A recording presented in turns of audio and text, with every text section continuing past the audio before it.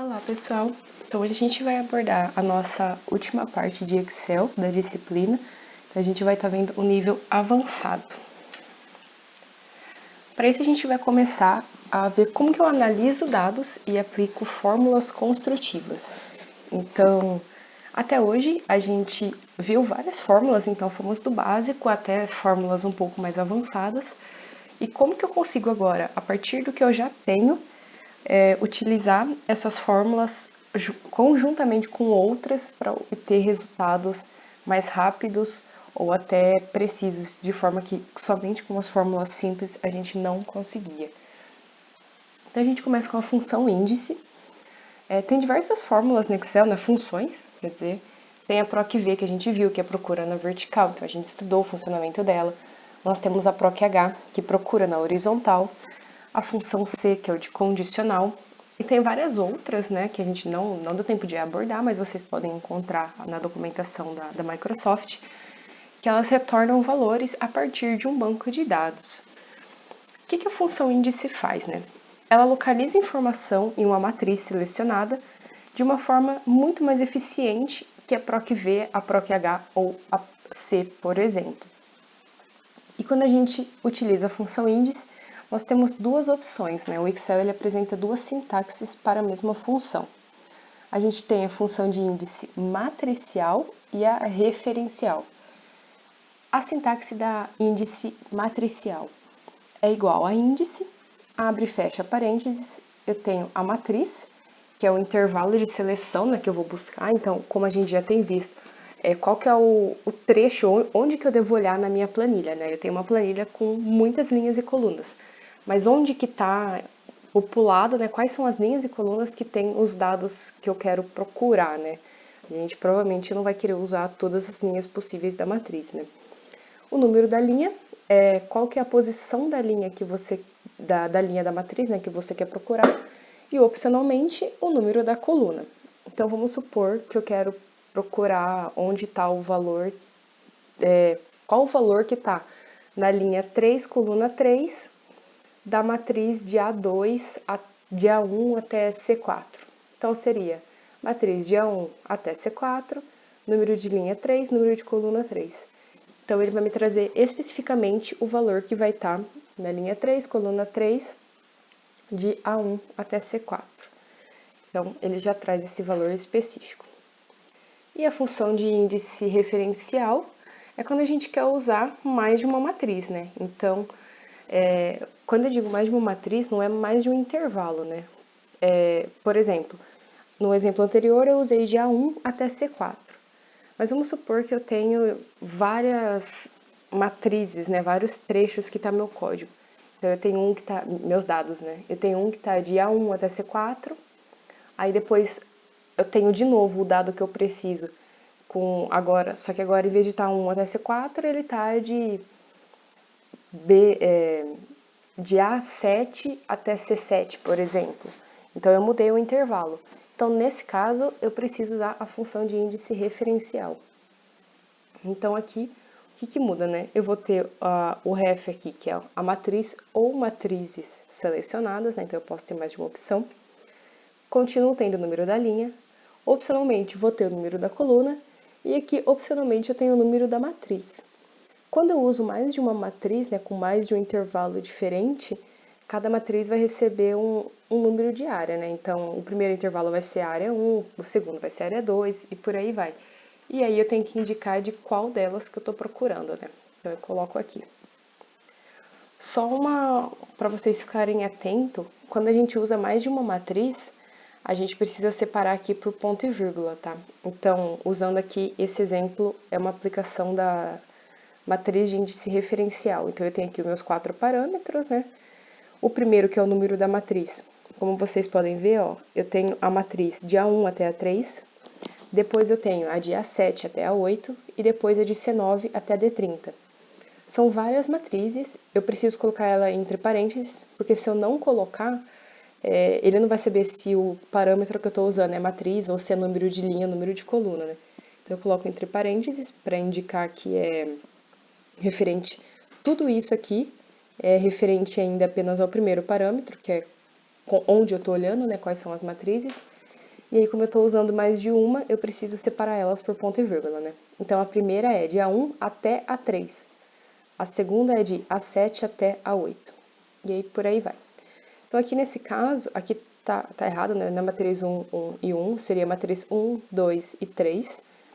Então, eu selecionei 3 matrizes. Então, aqui eu tenho a área 1, a área 2 e a área 3. Então, eu vou procurar na linha 2, coluna 2, da matriz 3. Então, eu vou procurar somente aqui. Então, ele vai ver o que tem na linha 2, coluna 2, no intervalo de C9 a D30 e vai me retornar o resultado.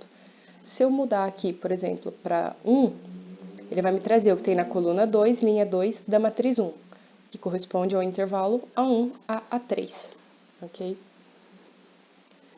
Nós temos também a função corresp, que significa corresponde a um número, né? E ela vai pesquisar a posição em que o valor procurado está no intervalo de seleção. E vai retornar qual que é o número da linha ou coluna em que esse valor está, né? Aparentemente ela parece algo muito simples, porque o retorno dela é só um número, né? Então, tipo, linha 1 ou coluna 1, algo do tipo. Só que ela é utilizado junto com outras funções, né? Então, aqui a gente começa a utilizar uma função para me ajudar a construir a outra. Qual que é a sintaxe dela, né? Então, é igual a corresp, o valor que eu estou procurando, qual que é a matriz procurada, né? Então, onde eu vou procurar, e aqui o tipo de correspondência. O tipo de correspondência é opcional, né? Você utiliza 0 para correspondência exata. Então, eu estou procurando o número 10. Então, eu vou colocar o número 0 porque eu só quero achar o número 10. Então, exatamente o valor, né?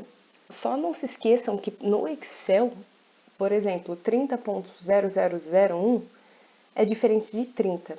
Apesar de a gente arredondar isso para 30 a hora que a gente está falando, para o Excel, se tiver esse dado e esse, eles são coisas diferentes, tá? Então, só fiquem atentos a isso. E aí, se no caso o valor que você está procurando não existe na matriz, então, eu estou procurando o valor exato de 30 e eu não tenho, eu tenho 30.001. Ele vai trazer esse retorno aqui, né, que é um hashtag N/D, que significa que não encontrou o valor.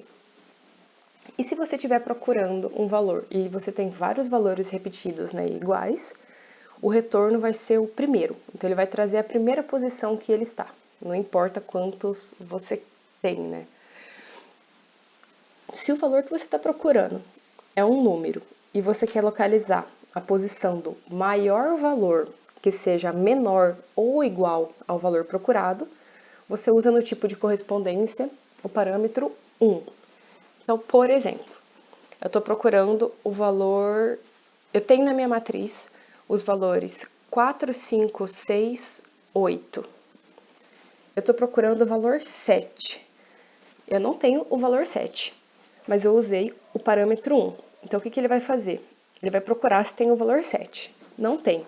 Então, ele vai procurar a posição do maior valor que seja menor ou igual a 7. O maior valor que é menor ou igual a 7, no meu caso é 6, né? Porque eu tinha 4, 5, 6, 8. Então, ele vai retornar a posição do 6. Se eu utilizar o tipo de correspondência menos 1, é o oposto do anterior. Ele vai localizar o menor valor que está na matriz e é maior ou igual ao valor procurado. Então, eu estou procurando o valor 7. Eu tenho 4, 5, 6, 8. Vamos supor que eu tenho um 9 também. 4, 5, 6, 8, 9. Então, ele procura o 7. Não tá. Então, ele vai procurar qual é o menor que tem, que é maior do que 7. Eu tenho 8 e 9. O menor deles é 8. Então, ele vai me retornar o valor da posição 8. Se eu estou procurando por texto, a melhor opção é a gente procurar pelo valor exato, tá? E aí usar o parâmetro igual a 0. E um grande ponto de atenção aqui é que a função corresp ela não faz distinção entre maiúscula e minúscula para pesquisa, tá? Então, no caso, ele vai considerar tudo como igual. Se você precisa que seja diferente, então você não usa essa função, né? Ou tenta modificar as coisas para que funcione. Uma dica: isso para qualquer função de pesquisa que vocês estão utilizando, tá? Se você está usando uma função que vai retornar um valor, né, e esse valor ele não é encontrado, ele vai retornar um erro. E se você não sabe o que significa esse erro, fica difícil você entender se a sua função está errada, se o que tem errado ali, né? Então, para não ficar assim, né, a amostra para o usuário, porque se o usuário vai falar, tá, eu pesquisei uma coisa e me retornou isso, o que significa? Isso é a resposta? Ou isso é o erro? O que isso significa, né? O que eu faço com isso? Então, para isso, você usa a função serErro antes da função que você criou, né? E aí a gente consegue tratar isso de uma maneira melhor. Uma outra opção que a gente tem também no Excel é inserir plano de fundo. Quando que eu uso isso, né? Depende. Às vezes você quer usar para ficar bonito, ou às vezes você trabalha numa empresa e aí precisa colocar a logo da empresa, ou um dado confidencial e você quer deixar isso explícito quando você for imprimir, por exemplo, uma planilha ou algo do tipo. E aí você quer escrever como uma marca d'água, né, no fundo, por exemplo, confidencial, ou uma marca d'água com o nome da empresa, né, algo do tipo. Então você coloca o plano de fundo. Se você não fizer uma configuração para imprimir a planilha, essa imagem não vai aparecer quando você imprimir. Ela vai ficar somente na tela do seu computador, né? Você precisa fazer uma configuração. Que você faz, né? Você vai na guia Layout da página, clica em plano de fundo, seleciona qual que é a imagem de plano de fundo que você quer colocar, né? E aí clica em abrir. E tá ok, o seu plano de fundo vai estar lá. E aí, é claro, se quiser que na impressão ele saia, é necessário fazer algumas configurações. A gente viu na aula passada a função soma-C, que a gente viu em detalhes, mas ela soma algum intervalo de valores dado a um critério. Então, no caso, a gente até viu, né? Quero somar qual foi a nota total contando todos os alunos que foram aprovados na disciplina. Eu pego a média de todos e somo e quero saber qual que deu a média total, dado que a nota foi maior ou igual a 6. Lá a gente usava um soma-C porque era só uma condição, né? Então, ele soma a nota se a média final for maior do que 6. Porém, se eu quiser mais de um critério, então some todas as notas, some a nota de todos os alunos que foram aprovados na disciplina, né? Então tem nota maior ou igual a 6 e tiveram frequência maior ou igual a 75. Aí já é uma outra condicional, um outro critério, né? A função soma-C, igual a gente tinha visto, não permite fazer isso, né? Para ela é só um critério. Nesse caso, não funcionaria, então eu preciso da função soma-Cs, que o funcionamento dela é exatamente igual, mas aqui posso pôr mais de um critério. Então aqui a sintaxe é o intervalo da soma, o intervalo de critérios 1, e qual é o meu critério 1, e aí, né, opcionalmente, o meu critério 2, o intervalo de critérios 2, e qual é o meu critério 2. Então aqui, mais especificamente cada um. A função é igual ao anterior, só muda que aqui eu posso ter mais de um critério, e consequentemente eu posso ter mais de um local, mais de um intervalo para eu fazer essa soma, né? Com isso também a gente chega então na mesma conclusão, que a função contic também tem isso. A função contic que a gente viu na aula passada também conta alguma coisa, obedecendo somente um critério, né? Então, no caso, eu tinha usado o exemplo de conte quantos alunos foram aprovados na disciplina, né? Então, é só esse critério. Se eu quiser, conte quantos alunos passaram na disciplina e tiveram frequência maior ou igual a 75%, eu preciso de mais um critério. Então, para isso, eu uso a função contices, que é o intervalo de critérios 1, o qual é o meu critério 1, e aí, opcionalmente, né, o meu intervalo de critério 2 e o meu critério 2. Só lembrando, gente, a diferença de contice com soma-C. O contice, ele só conta, então, quantos alunos passaram? Vai me dar a resposta. O soma-C, eu poderia querer saber qual que foi a média, a soma de todas as médias de todos que passaram. Então, eu tenho que saber quem são os que passaram e aí somar a média deles. É diferente o uso delas, tá? E aqui tá a definição, né, de cada parâmetro mais específico, para caso vocês precisem consultar. Como eu mencionei, o Excel ele pode ter alguns erros, né? E se dá um erro, a gente fica sem entender. Ok, eu fiz uma fórmula, uma função e apareceu um erro, e o que eu faço com aquilo? Significa que a minha função está errada? Significa que o meu dado está errado? Significa... O que aconteceu? Se a gente não sabe o que é o erro, a gente não sabe como arrumar. E aí a gente não consegue saber o que está acontecendo.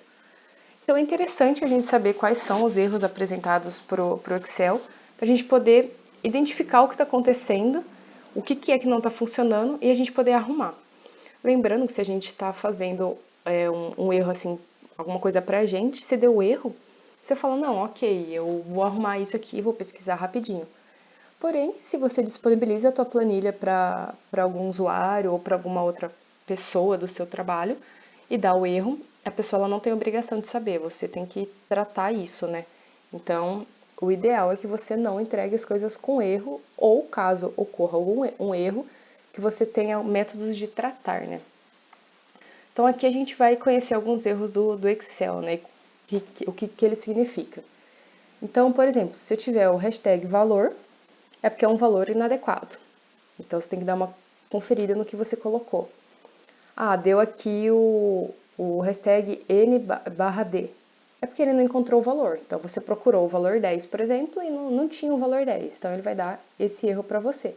Você pode, por exemplo, colocar para tratar e apresentar. Esse valor que você procurou não existe. Ou escrever simplesmente não encontrou o valor. Para a pessoa não ver isso aqui e ficar essa coisa feia que ninguém entende, né? Se você tratar isso, fica muito mais prático. Aqui você tentou dividir um valor por zero e por aí vai, né? Tem diversos. Eu não vou passar por todos, mas a tabelinha tá para vocês irem conhecendo e tratar caso isso ocorra com vocês. Bom, então a gente já viu fórmulas simples, fórmulas avançadas. Por exemplo, vocês viram a questão da fórmula C, a função C, e viram a função índice e corresp.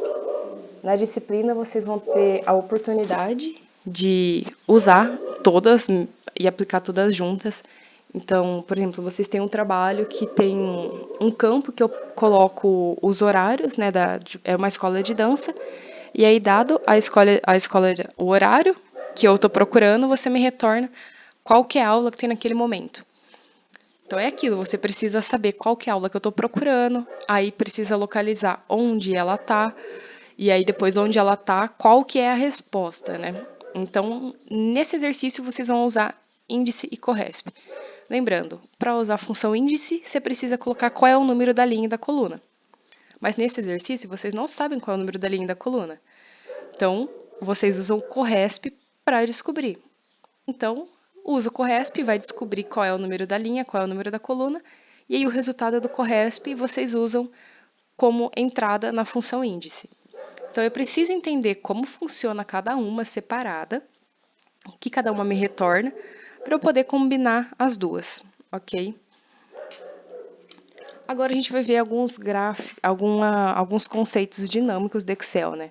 Então, tanto de visualização de dados como gráficos, quanto gráficos dinâmicos, tabelas dinâmicas. O gráfico, né? Todo mundo já trabalhou com alguma vez. Ele é uma ilustração visual de dados ou valores numéricos, né, de uma planilha. Então, ele é para a gente ter uma visualização mais rápida, não precisar ficar visualizando os dados e a gente conseguir inferir alguma coisa, né? Então, se você olha uma planilha com muitos dados, você não extrai um conhecimento daquilo ali de forma tão rápida. Se você tem um gráfico, você consegue ver qual está rendendo mais, qual está rendendo menos, estou tendo lucro, prejuízo, como está a distribuição do meu dado. O Excel ele possui diversos tipos de gráficos e mini gráficos. Um mini gráfico não é um gráfico pequeno, tá, gente? Um mini gráfico, apesar dele ser pequeno, ele não significa que é um gráfico grande, só que em tamanho menor. Então, aqui a gente tem quais são um exemplo, né, de gráfico e mini gráfico. Então, aqui em cima, né, como vocês podem ver, eu tenho a tabela, e aqui no caso é um receita por curso, né, e aqui eu tenho o meu gráfico. E aqui o mini gráfico. A primeira diferença que vocês podem ver é que esse aqui, ele tá como se fosse uma imagem, por exemplo, fora, né, e esse outro, ele tá em cada linha. E aí aqui a gente também não tem alguns dados, né? A gente não tem legenda, não tem título e tudo mais. Mas a gente vai ver especificamente. Então vamos começar por gráfico. Um gráfico ele é composto por diversas partes, né? E aí aqui no Excel a gente pode editar e formatar cada uma delas. Então aqui, né, a gente tem, tá numerado, tá? E eu vou passar cada ponto específico. Então o ponto 1 aqui é a área do gráfico, né? É o espaço total do gráfico. Apesar de estar um pouquinho ruim, é como se fosse esse cinzinho aqui no fundo, né? Então é o espaço total que ele ocupa. O ponto 2, eu esqueci de colocar o negrito aqui, mas é a minha área de plotagem. Então é a representação que eu vou usar em barras, linhas, setores e outros, né? Que tá aqui. A minha área 2 é esse aqui, né? Onde está esse riscadinho aqui, que é onde eu vou de fato plotar meu dado. Então a área do gráfico é diferente da minha área de plot. A área do gráfico é o que engloba tudo, ó. Tem o título, tem a legenda, tem tudo, é esse cinza. A área de plotagem é só onde está o dado mesmo plotado. 3 é o eixo vertical, né, onde vai estar o valor, que é o eixo das ordenadas, o eixo Y, e é onde vai ser a série responsável pela entrada das legendas. Então, aqui 3, meu eixo Y, né? Então, 4.000, 3.000, por aí vai. O eixo horizontal, no caso, é a categoria, né? Então, são os valores que determinam o eixo das abscissas, né? Meu eixo X, que são rótulos das categorias. Então, aqui, ó, janeiro, fevereiro, março, abril. Legenda é a área que identifica os rótulos de cada dado do gráfico. Então, é necessário ter legenda, porque senão eu não saberia o que significa cada coisa, e aí esse gráfico não teria significado nenhum. E o título é o texto que nomeia o gráfico. Muita gente tem costume de não colocar título no gráfico, mas não é que está totalmente errado, mas também não é muito certo.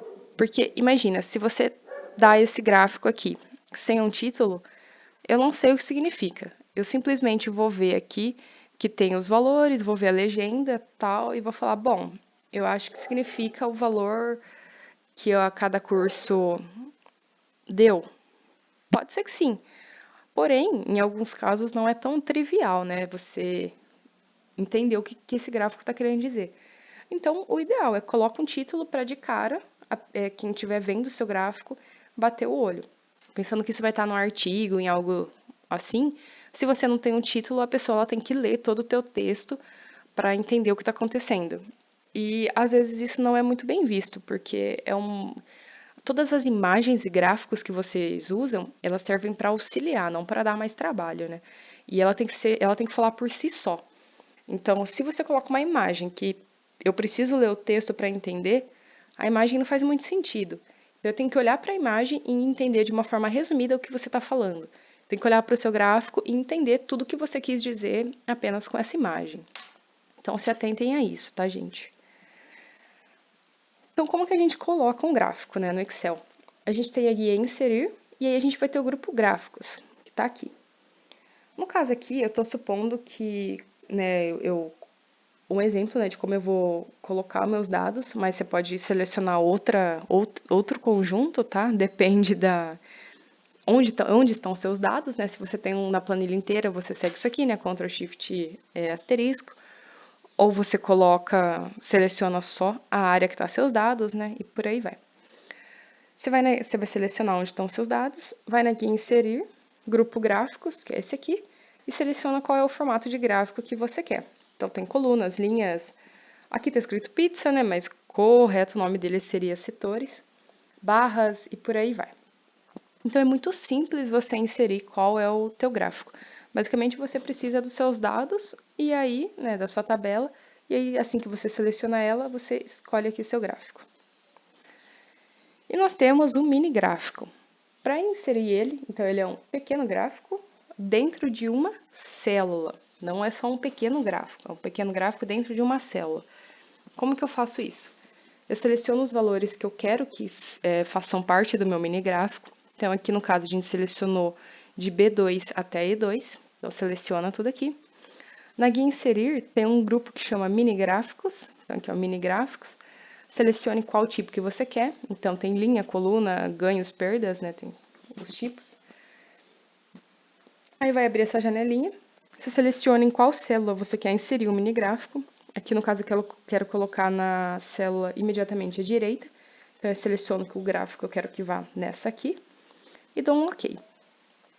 E aí, pronto, o seu mini gráfico vai estar como esse aqui, ó, na célula.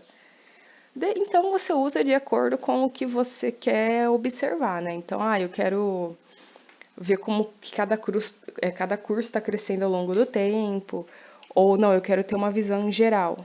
Então, depende qual gráfico você vai usar, depende do que você está procurando, né? Aqui, no caso, esse gráfico de cima, ele trazia, né, o valor de cada curso, de cada curso, né? E a intenção aqui era comparar um curso com o outro, né? Então eu queria saber, por exemplo, se o forró, quanto que ele estava me gerando, né? Qual que é a receita dele em relação à capoeira. Então aqui eu consigo comparar um curso com o outro. Aqui nesse de baixo já não é essa a minha intenção. Aqui eu quero saber se, por exemplo, compensa eu ter o meu curso de forró ainda. Então, ele tá me gerando valor? Não, ó, ele tava ganhando pouco, aí eu ganhei bem 2 meses e depois diminuí. Então, talvez esteja diminuindo a procura, talvez, vamos supor que eu tenho que tirar alguma aula no caso aqui, uma escola de dança. Preciso tirar uma aula da minha escola, qual que eu vou tirar? Então, eu posso ver qual está começando a ter procura, qual está menos. Ou, chega período de férias, o pessoal procura mais. Então, eu consigo ver que, apesar de não ter um valor bom, né, em alguns meses, talvez em outro eu tenha, compensa eu deixar nesse momento. Então, você compara esse mesmo valor ao longo do tempo, né? Então, que nem eu estou vivendo aqui forró ao longo desses 4 meses. E só o desempenho de forró ao longo do tempo, não forró com outra dança, né? E por aí vai. Quando a gente está trabalhando com gráfico, vocês vão ver que o Excel ele vai disponibilizar para vocês diversas opções do mesmo gráfico. Então, por exemplo, a gente vai ver aqui com gráfico de coluna, mas alguns outros tipos, né, como barras e linhas, eles funcionam da mesma forma, né? Vocês vão ver que vão ter vários tipos e o que significa, quando que eu uso um, qual que eu uso o outro. Qual ficou mais bonito? Qual dá uma resposta melhor? Depende, né? Geralmente o que ficou mais bonito não é necessariamente o ideal. Então, o que que você quer representar? Eu quero ver ao longo do tempo qual foi o valor de cada dado. Ou, eu quero saber em porcentagem quanto cada um me gerou. Então, você escolhe um gráfico de acordo com isso, né? Dentro do gráfico de colunas, a gente vai ter 3 opções. Então, a gente tem o gráfico de colunas agrupadas, que é esse aqui embaixo. Ele é ideal para comparar a diferença de valores. Só que a gente não consegue observar o total gerado por todos os cursos. Então, aqui eu consigo ver que, por exemplo, Street, ele me deu mais do que qualquer outro. Só que eu não sei, eu não consigo ver por aqui quanto que eu ganhei no fim do mês com todas as minhas aulas. Eu não sei, eu só sei que eu ganhei mais com Street, mas eu não sei quanto que eu ganhei no mês. Então aqui, essa é uma aplicação, né, para você poder comparar a diferença entre eles, mas se você não sabe o total. Aqui a gente tem mais 2 opções, né, que é o gráfico de colunas empilhadas e o gráfico de colunas 100% empilhadas. No de coluna empilhada, ele serve para analisar a diferença também, só que ele é ideal para perceber o total gerado em uma série histórica. Então aqui a gente consegue ver que o valor do azul, que o tamanho aqui do azul, por exemplo, é maior do que o do rosa e do que os demais. Eu não tenho uma visualização talvez tão rápida igual essa, mas aqui eu consigo observar sim a diferença. É claro que se o valor for muito próximo, como por exemplo aqui, ó, os 2 rosas têm o mesmo tamanho. Quer dizer, o rosa e o laranja. Aqui é um pouco difícil eu ver, né, que tá ganhando a mesma coisa, né? Porém, eles tiveram o mesmo valor. Opa, aqui, né? Só que o que acontece? Aqui eu consigo ter o quanto eu ganhei. Então, ó, se eu fizer a soma de todos esses aqui, quanto eu ganhei com cada um, no final vai dar esse aqui, ó, próximo de 8.000. Então, eu empilhei, eu consigo ver a diferença entre eles, Mas o meu objetivo aqui, né, é saber quanto eu ganhei no final do mês. Então, eu ganhei aqui próximo a 8 mil. Então, eu vi a diferença, mas o meu objetivo era mais saber o total, né, no final. E aí, o 100% empilhada, ele é muito parecido com esse aqui, né, de coluna empilhada, só que ele apresenta o resultado em percentual da série histórica. Aqui eu tenho o valor bruto, aqui eu tenho o percentual. Então, do valor que eu ganhei, né, 8 mil, então eu tenho 100%. Quanto que foi com cada? Aproximadamente 40% do valor que eu ganhei no mês foi com as aulas de street. E aí, você vai fazendo a conta aqui, né? 20%, né, que é de 40 a 60, foi com as aulas de dança. E aí vai, né? Então, se você quer saber o percentual de quanto você ganhou com cada um, você usa o gráfico de coluna 100% empilhadas. A gente tem diversos tipos de gráfico, eu não vou passar por todos, né? Só os principais. Então aqui a gente tem o gráfico, tá traduzido no Excel como gráfico de pizza, que é o nome que ele é comumente conhecido, mas o nome correto é gráfico de setores, né? Ele é ideal para analisar percentual de produtos ou serviços de uma só série de valores. Então aqui, ó, a gente tem poucos dados, né? A gente consegue observar. E aí vocês vão ver que tem a opção com 3D, sem 3D e várias outras, né?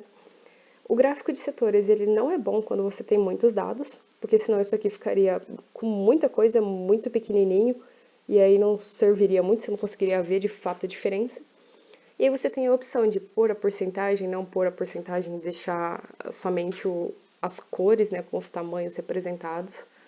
Então vai de acordo com o que você está querendo mostrar e qual que é a quantidade de dados que você tem, né? Aqui era uma quantidade ideal, colocar porcentagem, né? Então eu consigo ver pelas cores o que deu mais, mas talvez alguns fiquem um pouco difícil de identificar. Então, se der para colocar porcentagem, é melhor ainda, né? A gente tem um gráfico de linha, que ele é ideal quando a gente tem uma série histórica grande, né? E a gente consegue ver a tendência de alguma situação, né? Possível sazonalidade de um evento. Então, que nem como eu falei, eu tenho uma escola e durante o período, uma escola de um clube, por exemplo, e muitas pessoas não frequentam o clube durante o período letivo, justamente porque elas estão na escola. Então, eu consigo ver que em determinado período do ano a minha procura é baixa, porém nas férias todas as pessoas vão no clube, então a minha procura é alta. Então, eu consigo identificar essa sazonalidade. Ou, eu consigo também ver a tendência. Então, por exemplo, o real tá subindo, então eu consigo imaginar que, bom, já faz vários dias que ele tá subindo, eu imagino que amanhã vai subir também. Então, é claro, pode ser que aconteça alguma coisa que faça com que esse evento mude, mas pode ser que não também, né? Então, é uma forma de você tentar entender o que pode acontecer, né? E pode servir bastante para você tomar decisão, né, a partir de alguma previsão. Com isso a gente encerra a parte de gráfico, eu vou chamar de estático, né, que são os gráficos que a gente faz ali a partir da tabela, porque a gente vai ter agora o gráfico dinâmico, que é gerado a partir de uma tabela dinâmica. Os gráficos que a gente viu anteriormente, é claro que se a gente mudar o valor na planilha, né, então eu selecionei lá uma planilha, e aí eu fui lá depois, gerei o gráfico e eu mudei o valor. O gráfico vai ser mudado automaticamente também, tá? Então, isso funciona. Aqui nós temos a tabela dinâmica. O que é, né? É um recurso que possibilita agrupar dados de uma planilha com muitas informações. Então, eu tenho uma planilha gigante, eu quero agrupar algumas coisas, como que eu faço, né? Eu vou ficar fazendo, usando o agrupamento que a gente já viu de Excel. Talvez não seja o caso. Se eu tenho poucas coisas para agrupar, ok. Mas talvez eu tenha que gerar muitas coisas ou fazer muitos agrupamentos e às vezes eu preciso que isso seja dinâmico. Então a gente cria uma tabela, né, para facilitar a análise e também a gente pode criar relatórios. Até então a gente não tinha como criar esses relatórios.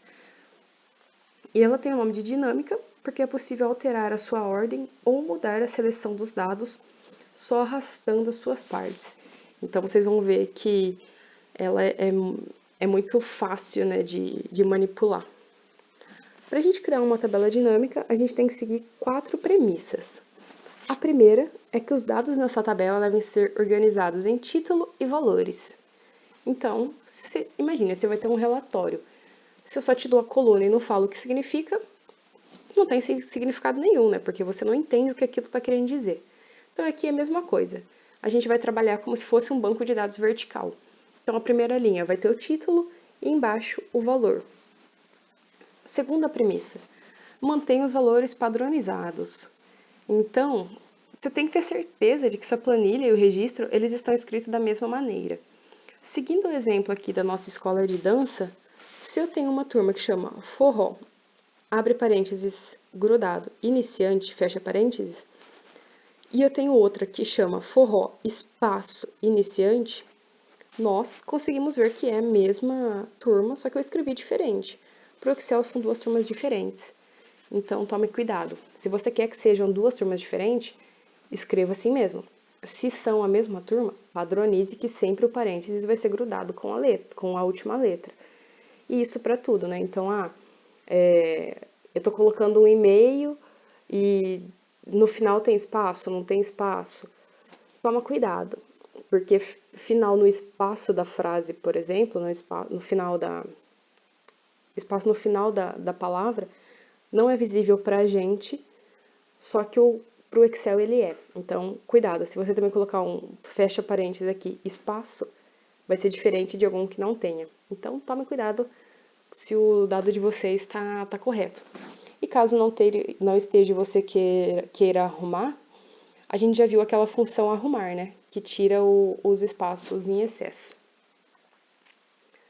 Terceira premissa, não tenha células vazias nos títulos. Então, novamente, todo título tem que ter título, né? Tem que ter um nome lá escrito para ele. E evite ter célula vazia nos valores também, tá, gente? Que pode dificultar a sua análise. Então, padroniza, por exemplo. Se você está colocando, sei lá, você está fazendo, se é do RH, e está colocando se a pessoa tem dependentes, tem filhos, né? Se a pessoa não tem filho, padroniza que vai ser o número 0, não que vai deixar em branco, porque deixar em branco dificulta. Então padroniza, eu sempre vou colocar 0. Meus valores, eles sempre dão positivos. Se alguém não colocar um valor positivo, eu vou colocar um -1. E aí, então você tem que garantir, né, que em nenhum caso do seu sistema você pode ter o valor -1, mas caso tenha, é porque significa que foi você que colocou, porque aquele valor não existe. Então fica melhor. E não utilize células mescladas nos títulos e valores, tá? Então, cada título, cada valor tem que ser somente uma célula. Você não pode usar o comando de mesclar. Bom, você então construiu seu banco de dados, garantiu que está seguindo as 4 premissas. Então, você vai criar sua tabela dinâmica. Como que eu faço isso? Simplesmente sigo esses passos. Então, aqui é bem passo a passo, tá, gente? Então, você vai na guia Inserir, Grupo Tabela, clique em Tabela Dinâmica. Confere, né, a tabela, o intervalo, que se, no caso aqui, né, eu selecionei todas as células, mas você pode selecionar o que você quer, né, depende de onde está seu dado. E aí deixa marcado para ser criado em uma nova planilha, tá? Então você vai ter a sua planilha com os dados e do lado você vai ter uma outra planilha com a sua tabela dinâmica. E aperta OK. A base da tabela dinâmica foi criada e agora a gente vai entender como que eu crio os relatórios. Então aqui, né, por exemplo, eu tinha uma planilha início, selecionei os dados e aí com isso ele criou para mim essa aqui do lado que é a minha da tabela dinâmica. Então criou uma nova planilha. Ela vai vir com essas ferramentas habilitadas, né? Então aqui eu tenho o layout da tabela dinâmica, aqui a lista de campos e aqui as áreas dinâmicas. O que é o layout da tabela dinâmica? É o espaço que é destinado para os relatórios. A lista de campos, inicialmente, são os títulos da planilha base, né? Então aqui na minha planilha eu tinha matrícula, nome, instrutor, curso, mensalidade, por aí vai. Então são os títulos que apareceriam no meu relatório, né?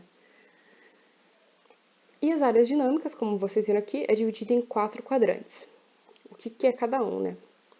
Eu tenho o filtro do relatório, que é onde eu posso incluir um campo que vai aparecer na lista de campos, né? Para realizar um ou mais filtros. Eu tenho meu rótulo de coluna, que é a cada inclusão de um campo, o seu relatório ele vai ser acrescido em mais uma coluna, né, para cada um dos valores que aparecem no campo selecionado. Eu tenho rótulo de linha, que é a mesma coisa que o de campo, só que agora para linhas, né? Então vai incluir mais uma linha para cada um dos valores que aparecem no campo. E os valores que é realmente o quadrante que tem os valores, números ou até mesmo textos para contagens. Então, entendi o que significa cada área, né, que foi habilitada da minha tabela dinâmica. Eu preciso saber qual informação eu quero extrair do banco de dados. Então, aqui, por exemplo, nesse caso, eu queria saber o valor total pago por curso, mas você pode querer saber outra coisa. Então, para criar a tabela dinâmica, basta arrastar um campo para os quadrantes. Então, você vai arrastar o campo para os quadrantes e ok, tá pronto. Muito simples, né? Só arrastar. Atenção, gente! As alterações que vocês fazem no banco de dados usado para criar a tabela dinâmica, ela não provoca alteração direta nela. Então, se você for lá na sua planilha e mudar um valor, por exemplo, a sua tabela dinâmica não vai ter mudado, apesar dela estar falando que pega de lá. Ela vai estar com o valor antigo. Para fazer isso, vocês precisam atualizar, tá? Não precisa fazer uma tabela dinâmica de novo, não é isso. Você vai lá na tabela dinâmica, vai no botão atualizar, que está disponível na guia opções grupos de dados. E aí ele vai reconhecer agora o valor novo. Então, não se esqueçam, mudou um valor no banco de dados, atualiza com o botão, não faz de novo, a tabela dinâmica que você já criou. Uma das coisas que a gente pode fazer com tabela dinâmica é agrupar os valores, né? Aqui, por exemplo, eu estou usando o de valor com data, né? E nesse print a gente tem com a data por dia mesmo, né? Então aqui eu tenho dia 1/3/2018, duas pessoas, né, que fizeram o pagamento, quanto cada um pagou e quanto que foi meu total. Então, isso aqui é muito útil. Então, você tem muitos dados, você quer agrupar, quer ver isso de uma forma mais rápida e clara, né? Você pode usar o agrupamento da tabela dinâmica, que vai te trazer isso muito rápido. Como que eu agrupo? Eu clico numa data, né? Vou na guia opções, grupo agrupar, que estão aqui, ó, grupo agrupar, e aperto a opção agrupar campo, aqui, né? Agrupar campo. Seleciona de acordo com a informação que você tem na tua planilha, né? E aí, aqui no caso, então, antes eu tinha feito por dia mesmo, agora eu quero fazer por meses. Então, vocês podem ver que tem, ó, segundos, minutos, horas, dias, tem várias opções de agrupamento de data, né? Então, aqui eu escolhi meses, dei um OK, ele apareceu aqui para mim, agrupado por meses. Então, em março, eu ganhei 2.550, em abril, 3.240. No total, deu esse valor. Aqui tinha um outro valor que significa alguma outra coisa da minha tabela. Ah, mas eu quero saber agora especificamente quem me pagou em março. Eu clico aqui no maisinho e vai abrir, igual tinha aqui. Ah, então quem me pagou no dia 1? O Edmilson e a Lindaura. Quem me pagou no dia 3? A Áurea e a Valentina. E por aí vai, você consegue ver de forma específica também. Bom, eu tenho já então tabela dinâmica. Eu vou querer criar um painel, né, e automatizar algumas tarefas também, né? Então, para que eu uso o painel? Para ficar mais bonito, né? Imagina que você tem um monte de dados e você tem que apresentar isso. A pessoa ela não quer ficar vendo os seus dados, ela quer ver o resultado final, né? E mais apresentável é uma planilha. Mais apresentável do que uma planilha é um gráfico. Se a gente tem uma tabela dinâmica, a gente pode ter um gráfico dinâmico, que é a conexão de um gráfico com a tabela dinâmica. Qualquer criação que vocês fazem na tabela dinâmica, no campo dos filtros ou qualquer outro quadrante, o gráfico dinâmico será modificado. Então, aqui, as informações que vão ser inseridas no quadrante rótulo de colunas da tabela dinâmica vão ser as informações de legenda do gráfico, além de ser o rótulo do eixo X. Então, o quadrante rótulo é o eixo X no gráfico dinâmico. E o rótulo de linha é o eixo Y no gráfico dinâmico. Então tá, eu já tenho a minha tabela dinâmica criada, eu vou construir o gráfico dinâmico. O que eu faço? Eu seleciono alguma parte da tabela dinâmica, vou na guia Inserir e seleciono o gráfico que eu desejo. Vocês vão ver que o gráfico que é gerado aqui, ele é um pouco diferente do gráfico antes que a gente tinha visto, sem ser com tabela dinâmica. Aqui ele vai ter alguns botões de campo que auxiliam vocês a criar filtros e classificações no gráfico. Então ele tem um funcionamento um pouco diferente. Então, bom, eu tenho uma planilha gigante, eu tenho que apresentar, estou fazendo uma apresentação para o meu chefe, por exemplo, ele deixou muita coisa na minha mão, e ele pediu para ver os resultados.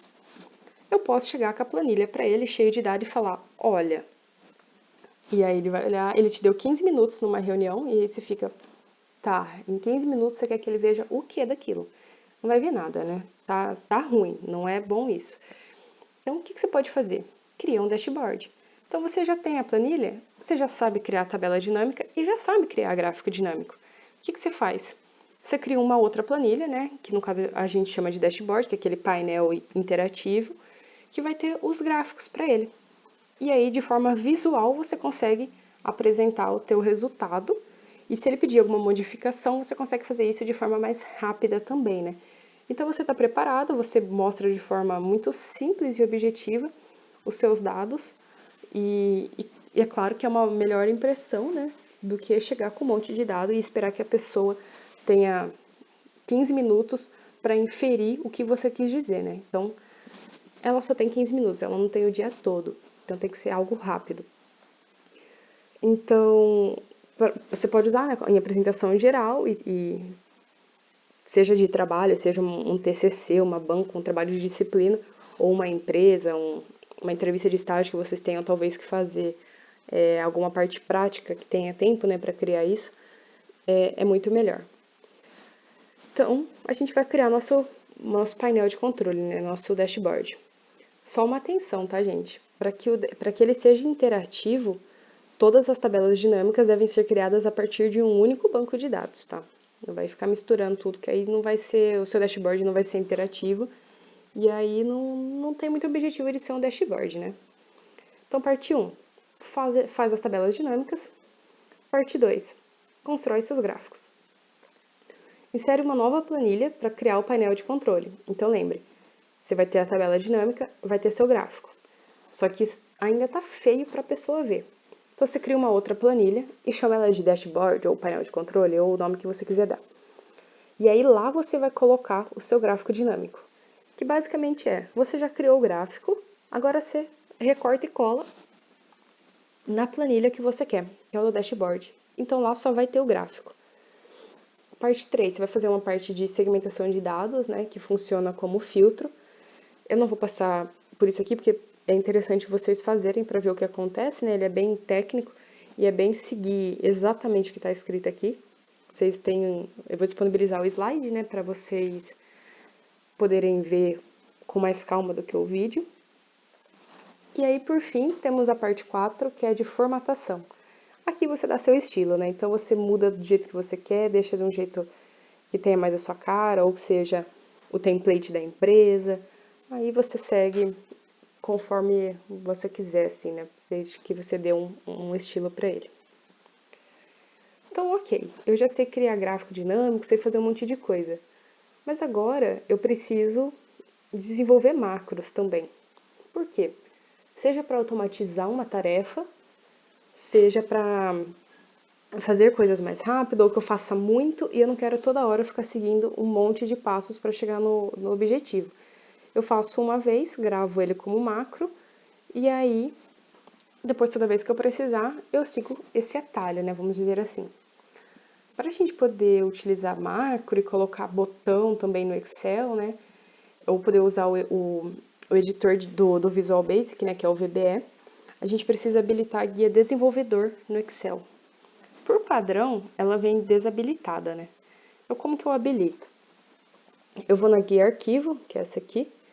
Aí vai ter a opção, né? Opções, clica nela. Aí marca a opção personalizar faixa de opções.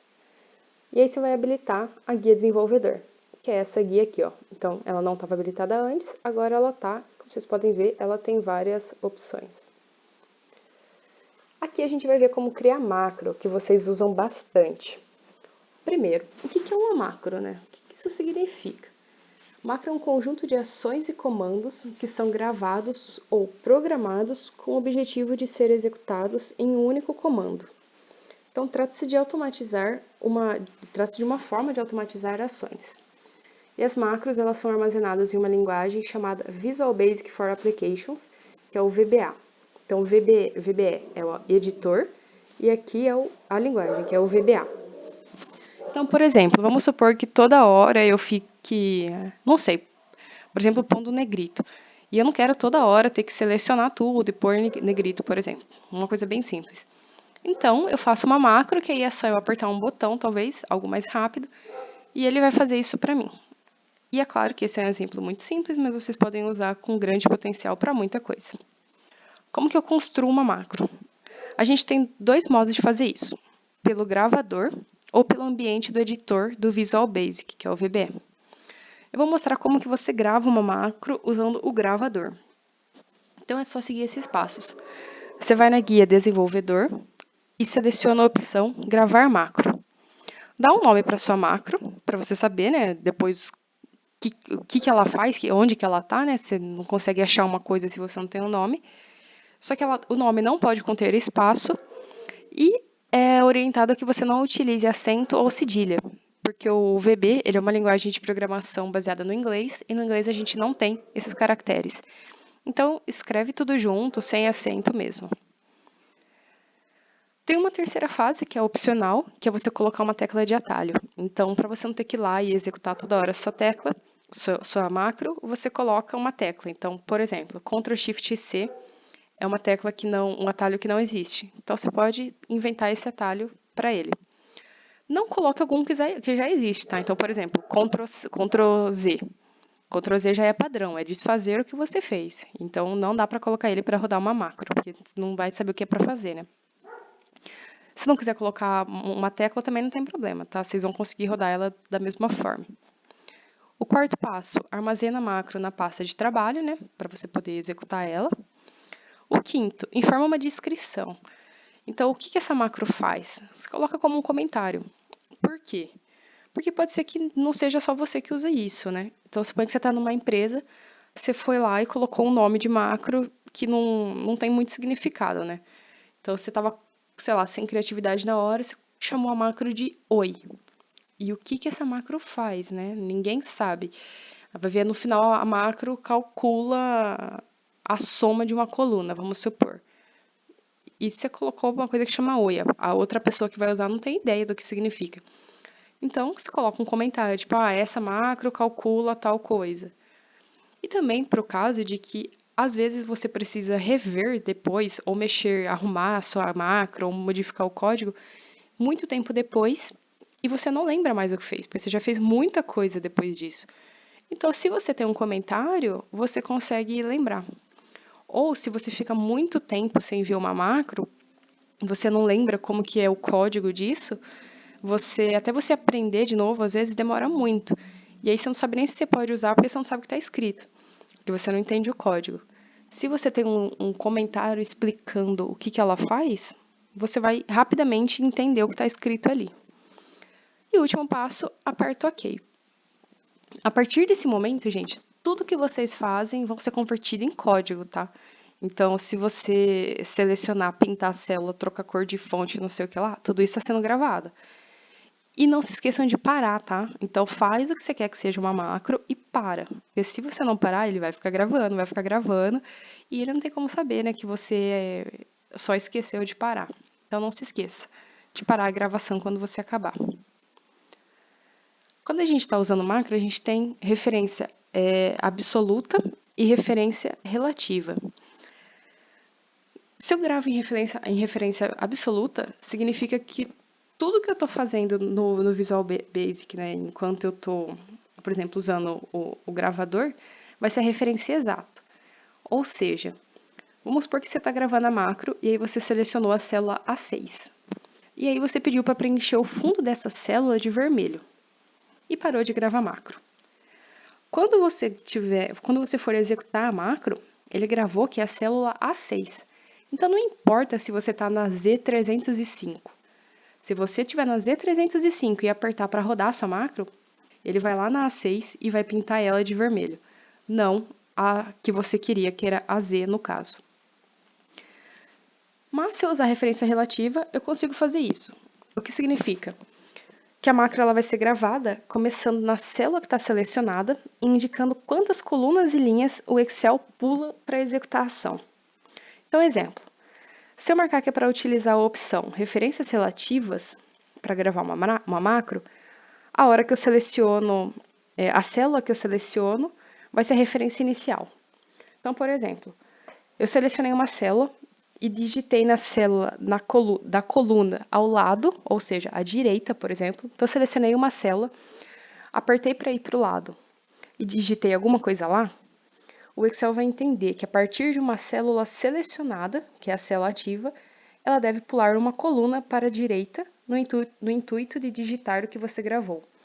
Então, se você gravou lá, você foi na célula A6, começou a gravar a macro, apertou para a direita, então você foi na B6 e pintou de vermelho e parou a macro.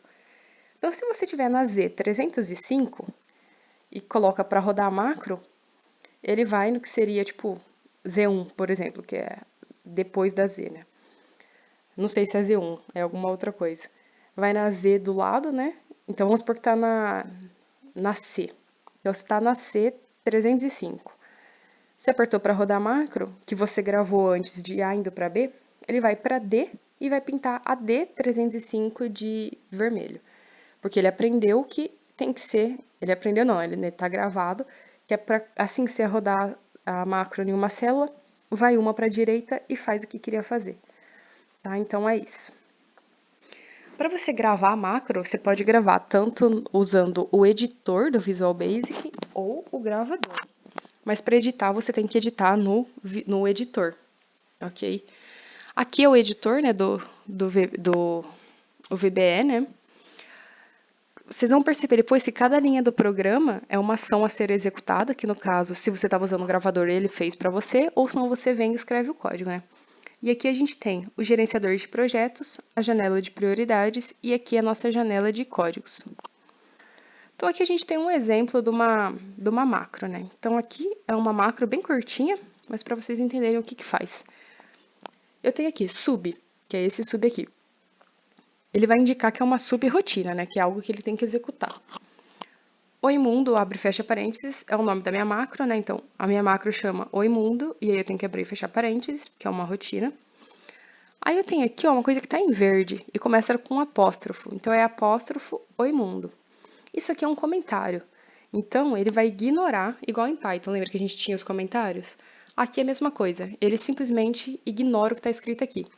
Aqui, por exemplo, você pode colocar a descrição da sua macro, ou é um trecho que envolve muita lógica o que você fez, ou é um trecho muito difícil de entender só pelo código. Coloca um comentário para você, o VBA vai ignorar na hora de rodar, mas você consegue entender depois. Aí a gente tem aqui a primeira linha, né, que é range B2 select. Ele vai selecionar a célula B2 de forma absoluta. Por quê? Porque está escrito B2, não tem um B2 mais 1, por exemplo, que é para o lado. Claro que o código não é mais 1, mas para vocês terem uma ideia, né? Não estou mandando ir para o lado. Então, ele vem no B2. E aí, aqui depois, né? ActiveCell.Fórmula R1C1, igual ao Mundo. Como texto, né? Entre aspas.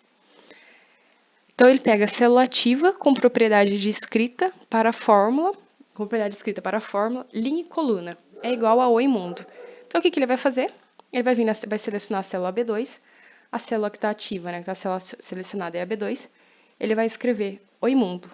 Então, vai escrever Oi Mundo em B2, e aí depois aqui, ó, range B3 select, ele seleciona a célula B3 de forma absoluta.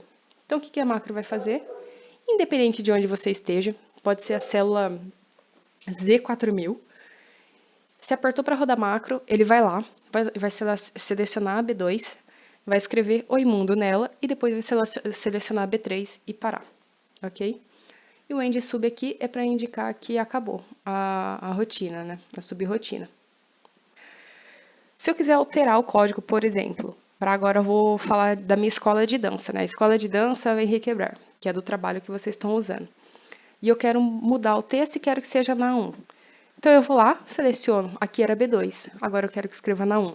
Seleciono a 1, troco o texto que eu quero escrever esse, e depois seleciono a 2 e acaba. Então, aqui é a mesma coisa. Eu consegui trocar de forma absoluta qual que é a função, qual que é a célula que eu vou escrever e o texto que eu vou escrever. Para executar macro, vocês podem utilizar o atalho F8, né? Ou se você estiver no VB, você pode apertar o botão executar, que é F5.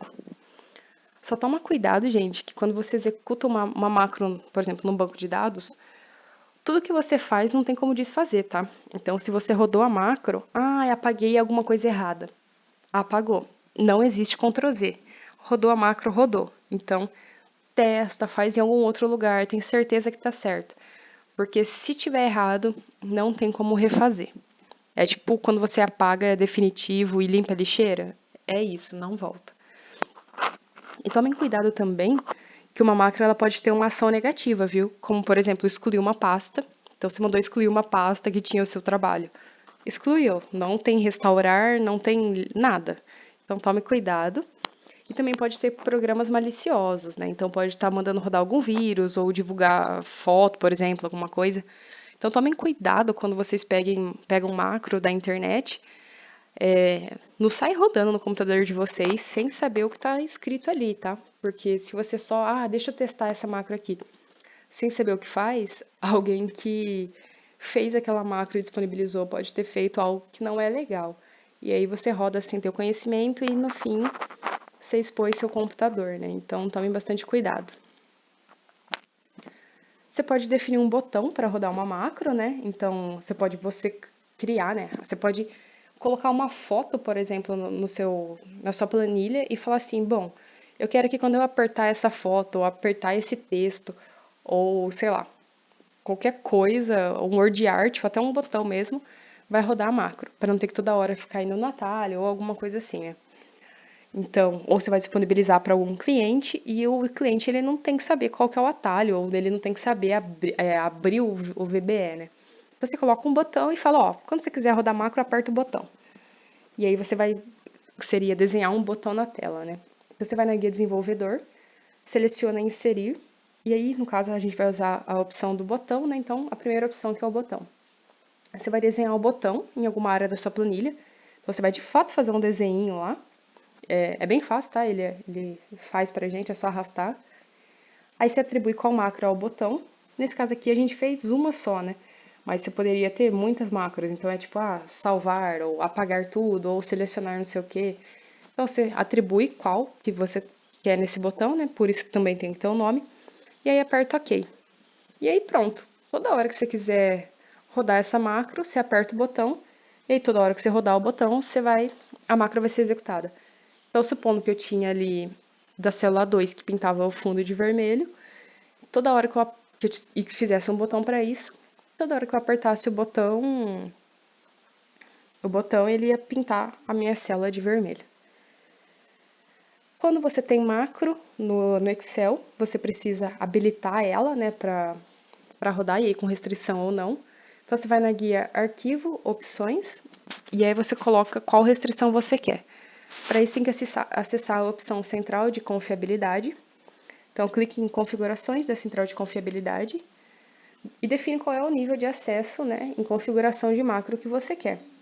A Microsoft ela não recomenda, tá, habilitar todas as macros, então fique atento com isso. E quando você tem uma macro para rodar, você precisa salvar isso de um jeito um pouquinho diferente. Então, até então você tinha uma planilha só .xls ou uma pasta de trabalho, né? .xls ou .xlsx. Então, que você salvava só como pasta de trabalho do Excel. Aqui você precisa salvar como pasta habilitada para macros. E aí, quando você salva dessa forma, a extensão vai ficar .xlsm de macro ou .xlsxm, depende da tua versão, mas tem que ter esse M. Como eu faço isso? Eu vou na guia Arquivo, seleciono a opção Salvar Como. Aqui, ó, você tem, ó, tipo, antes era só pasta de trabalho, agora é pasta de trabalho habilitada para macro do Excel. E aí você dá um OK aqui e automaticamente o teu arquivo vai ser com extensão .xlsm, ok? Então, bom, gente, a gente viu na aula, então, algumas funções mais complexas, como índice, corresp, quando eu uso elas, como eu posso utilizar, como que eu junto as duas, e a partir disso vocês conseguem usar as aulas anteriores para compor as suas funções e conseguir resultados mais rápidos, né, mais precisos também. A gente viu os gráficos, então, tanto um gráfico normal que vocês já utilizavam, e mini gráficos, quanto agora gráficos dinâmicos, tabelas dinâmicas, como eu construo um dashboard a partir disso. A gente viu também como executar macros, então a gente criou uma macro bem simples, né? 2 macros de trocar o texto, mas para vocês terem uma ideia, como que eu faço utilizando o editor, como que eu faço gravando.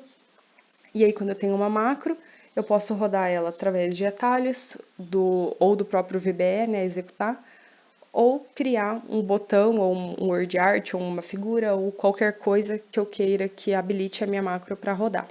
Depende da minha aplicação. E por fim, se eu tenho uma macro, eu preciso salvar a minha pasta de trabalho de um modo que habilite que essa macro seja executada, né? Então a gente viu também como fazer isso. Com isso a gente termina a nossa parte de Excel, né? Então nós fomos do inicial, né, até o avançado. E aqui a gente englobou muitas das funções, né, e do que eu posso fazer com o Excel. É claro que existem diversas funções, muita coisa que dá para fazer, mas aí a Microsoft ela disponibiliza toda uma documentação, inclusive com vídeos e pequenos tutoriais para poder entender como funciona cada função. E eu recomendo que quando vocês precisarem de algo diferente ou de mais exemplos, vocês procurem essa documentação. Em aula a gente vai ver alguns exemplos a mais práticos, né? Mas vocês também terão a oportunidade de utilizar tudo isso que a gente viu no trabalho da disciplina. Então é isso, a gente se encontra na próxima aula. Muito obrigada, até mais.